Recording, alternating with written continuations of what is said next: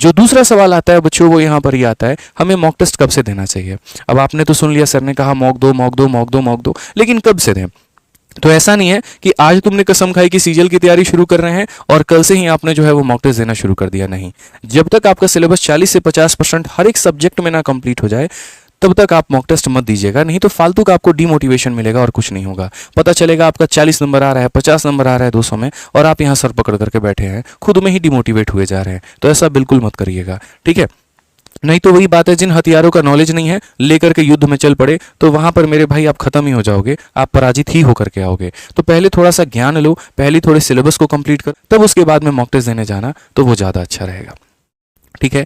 तीसरा जो मेरे पास में बच्चे सबसे ज़्यादा डाउट लेकर के आते हैं वो ये कि सर हम मॉक टेस्ट दें तो किस कंपनी का दें, और उसके बाद में सर कैसा मॉक टेस्ट दें। तो देखो, जितने भी यहाँ पर कंपनीज है जो मॉक टेस्ट बनाते हैं उनके पास में दो तरह के फॉर्मेट होते हैं।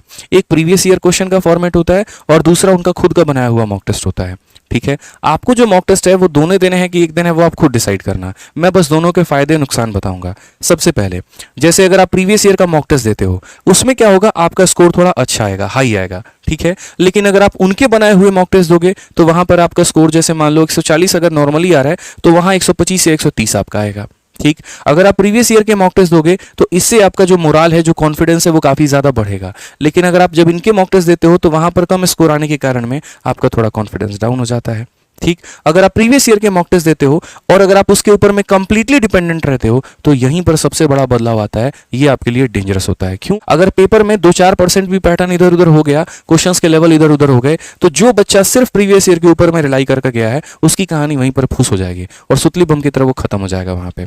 लेकिन जिसने थोड़ा आसपास का अगर उसके अलावा भी कोई मॉक टेस्ट दिया है, इन कंपनीज के जो टॉप लोगों ने यहाँ पर खुद के मॉक बनाए हैं, अगर वो दे करके गया है तो आसपास की भी और भी चीजें कवर कर सकता है। क्योंकि जब सेल्फ मेड मॉक टेस्ट बनाए जाते हैं तो वहां पर इस बात का ध्यान रखा जाता है कि हम जो है बाकी अदर एग्जाम्स के भी कुछ क्वेश्चंस को डाल करके बच्चों को हम उसके साथ में भी फैमिलियर बना पाए। भाई क्लियर है? तो इसीलिए यहां पर इसका एक एज यहां मिल जाता है। तो मैं आपको बोलूंगा कि देख, ना ये दीजिए ना ये दीजिए, दोनों को मिला करके दीजिए, दोनों आपके लिए बहुत जरूरी है। हाँ, बस ये कर सकते हैं कि जैसे प्रीवियस ईयर के अगर आपने लगातार 3 मॉक टेस्ट दे दिए तो रोक करके अपने आप को एक सेल्फ मेड मॉक टेस्ट जरूर दीजिए, ठीक है, ताकि आप यहां पर इसके ऊपर में भी पूरा कमांड ले पाए और साथ में यहां पर जो साइड की जो चीजें आपकी छूट रही हैं आपका कमांड उसके ऊपर में भी रहे। आ जाइए, अब उसके बाद में बात करते हैं क्या सब्जेक्ट वाइज क्विज हमें देना जरूरी है। जैसे मॉक में और क्विज में क्या फर्क होता है। मॉक का मतलब होता है फुल लेंथ मॉक टेस्ट, यानी जिसके अंदर में आपका मैथ भी होगा, इंग्लिश भी होगा, रीजनिंग भी होगा, जीएस भी होगा। लेकिन जब हम क्विज की बात करते हैं तो ये क्विज हो सकता है किसी एक पर्टिकुलर हम सब्जेक्ट की बात कर रहे हो या उस सब्जेक्ट में भी एक हम पर्टिकुलर चैप्टर की बात कर रहे हो।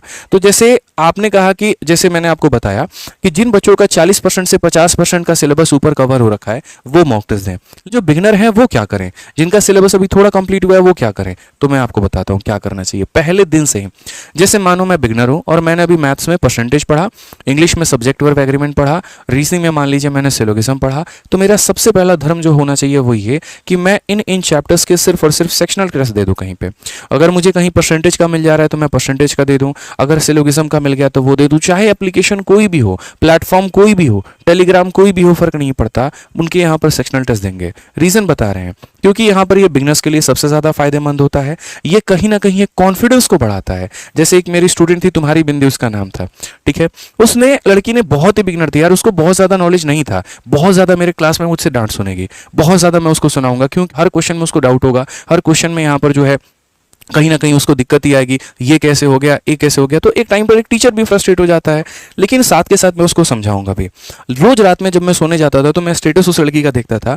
उसने यहाँ पर क्या कर रखा था कि जैसे कभी एक एप्लीकेशन है, सपोज करो एक्स एप्लीकेशन है, उसके उसने सेक्शनल मॉक टेस्ट दिए, उसके लीडर बोर्ड में वो टॉप में आई तो उसने उसका स्क्रीनशॉट लगा दिया। कहीं पर टेलीग्राम पे कोई क्विज था, उसमें 1000 बच्चों ने पार्टिसिपेट किया था, उसका 20वां रैंक आया, उसने लगा दिया। तो वो क्या हो रहा था कि वो अपने आप के अंदर में कॉन्फिडेंस लेकर के आ रही थी, ठीक है, और आज वो एक अच्छी पोस्ट में सेलेक्टेड है। मैं आपको ये भी बता दूं, जिसके ऊपर में मेरा विश्वास भी नहीं था, लेकिन उसने अपने मेहनत के दम पर ये अपनी पोस्ट को प्राप्त कर लिया, ठीक है। तो ये जो छोटे छोटे उसके मॉक टेस्ट होते थे ना, वो उसके लिए काफी ज्यादा कॉन्फिडेंस का काम करते थे, बढ़ाने का काम करते थे, ठीक है। इसके अलावा क्या होता है, ये काफी ज्यादा समय को बचाता है। अब जैसे मानो मेरी इंग्लिश कमजोर है, तो मुझे क्या जरूरत है पूरा मॉक देने की?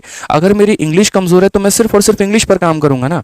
इसीलिए मैंने भी देखा था कि जब मैं खुद की तैयारी कर रहा था और मेरे इंग्लिश में 32 से लेकर के 35 नंबर तक आते थे, तो मैंने कहा यार पूरा मॉक टेस्ट अगर मैं दूंगा मेरा काफी ज्यादा टाइम खराब होगा। तो इससे बढ़िया मैं यहाँ पर क्या करता हूँ कि मैं इनके सेक्शनल मॉक टेस्ट देता हूँ। तो मैंने पिछले 3 सालों के, एक एप्लीकेशन थी एसएससी इंग्लिश क्विज करके, तो वहां से मैंने पिछले 3 सालों के इंग्लिश का हर एक सेक्शन का मॉक टेस्ट देना शुरू कर दिया था। तो जो इंग्लिश का पेपर मुझे 18 से 19 मिनट लगते थे सॉल्व करने में, उस एप्लीकेशन से देने के बाद में मैं 10 से 12 मिनट में इंग्लिश के पेपर को सॉल्व करने लगा था और मेरा on an average 45 plus score जो है वो आने लगा था। तो इसीलिए अगर आपको दिक्कत सिर्फ एक भाग में है तो सिर्फ उसका मेरे भाई इलाज करिए, ना कि पूरा का पूरा मॉक टेस्ट दे रहे हैं। ठीक है, आ जाइए। नेक्स्ट अगर हम बात करें तो ये जो है आपका बहुत ही कम समय के अंदर में पूरा का पूरा क्विक रिवीजन करवा देता है यहाँ पे, ठीक है ना। तो इसीलिए सेक्शनल मॉक टेस्ट आपको देना जरूरी है।